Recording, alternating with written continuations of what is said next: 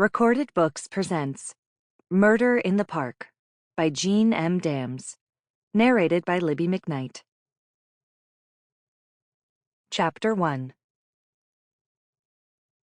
Oak Park, Illinois, June 1925. It was Ginger who started it. Elizabeth was looking for her favorite summer dress, rummaging through the trunk where she was sure she had put it last fall, when the weather got too brisk to wear it.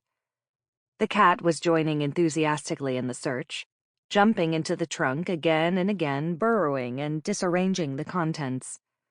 She clapped her hands sharply. "Stop it, Ginger. Go play with Charlie or find a mouse or something."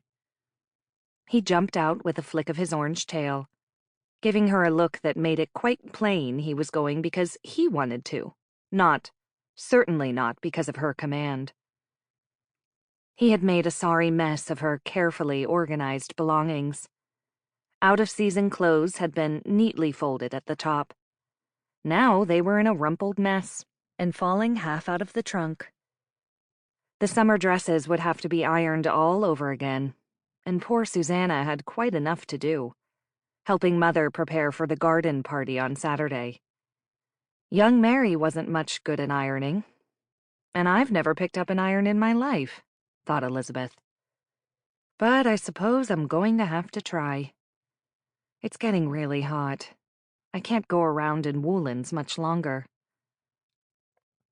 She began to pull out the dresses she would need right away.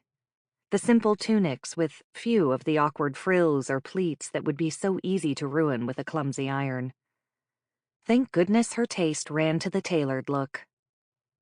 The dresses were last year's, and fashions were changing, true. But she didn't care a lot what she wore to her usual round of charity events and committee meetings and hospital visits. There were better things to spend her money on than new clothes that she didn't need. And who cared what she looked like anyway? Ginger had scrabbled all the way to the bottom of the trunk, pulling out some papers that she had forgotten were there. She pulled out the folder to tidy everything back. A few things fell out. And there they were, the two pieces of paper that had changed her life forever. The telegram had come first. Flimsy yellow paper with the message hastily scribbled by the telegraph operator as he decoded the clicks coming through on his receiving set. "Deeply regret to inform you. Killed in action November 10. The day before the war ended. Hours before. Not even in a battle. Just a stray shot by a German soldier determined to kill one more of the enemy before all was lost. They had been married exactly 6 months the day the message arrived. She had just begun to sleep without the horrible nightmares, without the trembling. Had begun, not to heal, but to believe that healing might one day be possible, when the second message had arrived.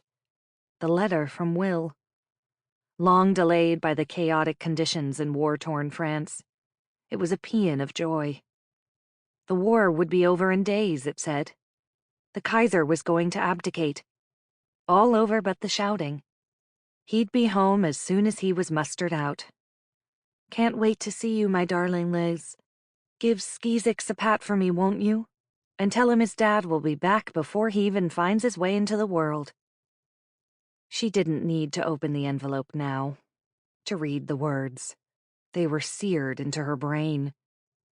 The cruel irony of those happy words had dropped her into a trough of depression so deep that no one could reach her.